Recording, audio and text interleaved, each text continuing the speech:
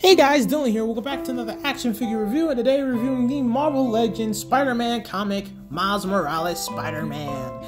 And I'll be real with you, I already love this thing. But before we get into any of that, we gotta get into his beautiful yet weird origin. Very weird.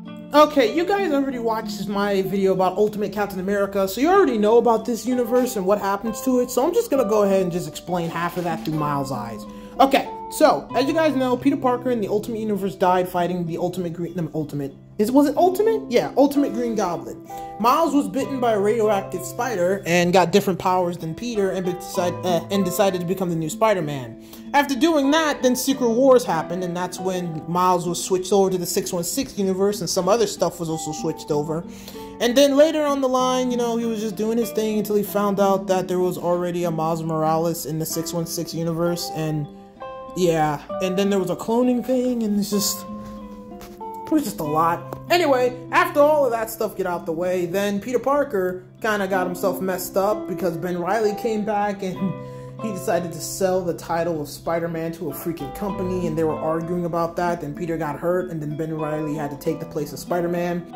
And of course, Miles Morales was still Spider-Man at this time, so he went to investigate, you know, see who this guy was, and then he found out that Ben Reilly was Spider-Man with Peter's wishes since he was in the hospital.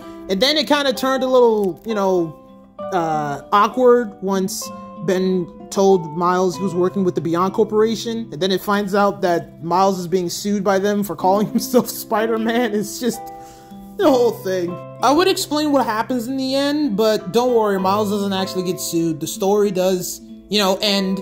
But honestly, I don't even want to talk about that. If I get Chasm or Ben Reilly Spider-Man, I'll tell you guys about that. But I'm gonna leave that there. Anyway, let's go ahead and get into the action figure, because the painting and sculpture in this action figure is amazing. I love the black. I love the red. I like the red mixed in with the black. I like the black mixed in with the red. I mean, there's nothing else I need to say, dude. This thing is just amazing. I like it.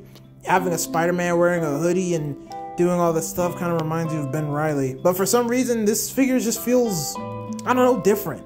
I just like it. For accessories, he comes with 2 whipping hands, and that's pretty much it. No wall crawling hands. No head sculpt, just whipping hands. For articulation, it's actually a downside. Look, I like this thing, I do, you know, but there's a big problem with this thing. There's no ab crunch. I mean, we got swivels, movement, everything, and I love the fact that we have these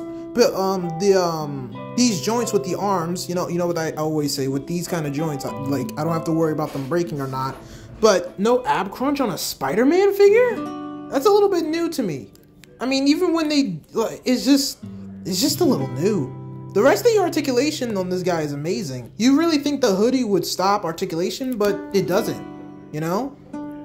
I mean, you can't really move the legs out as you want them to, but you can if you have an X-Acto knife and you want to cut it a little bit, but then you'll be ruining the little detail on it. But still, it's still good. I mean, I just wish it had an ab crunch. I feel like every Spider-Man needs an ab crunch. Everyone.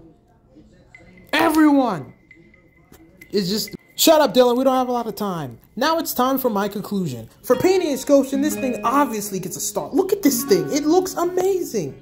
For articulation accessories, it gets half a star, because honestly, the articulation, like, this thing needs an ab crunch. It's a Spider-Man action figure. There's no ifs, ands, or buts of that. And for the accessories, man, 2 flipping hands are good, but where the wall crawling hands at? Y'all getting cheap out here. So yeah, half a star. And for pricing, since I only spent $7 for this thing on in GameStop because of, you know, trading in games type stuff, I give this thing another star. So this thing gets 3.5 stars.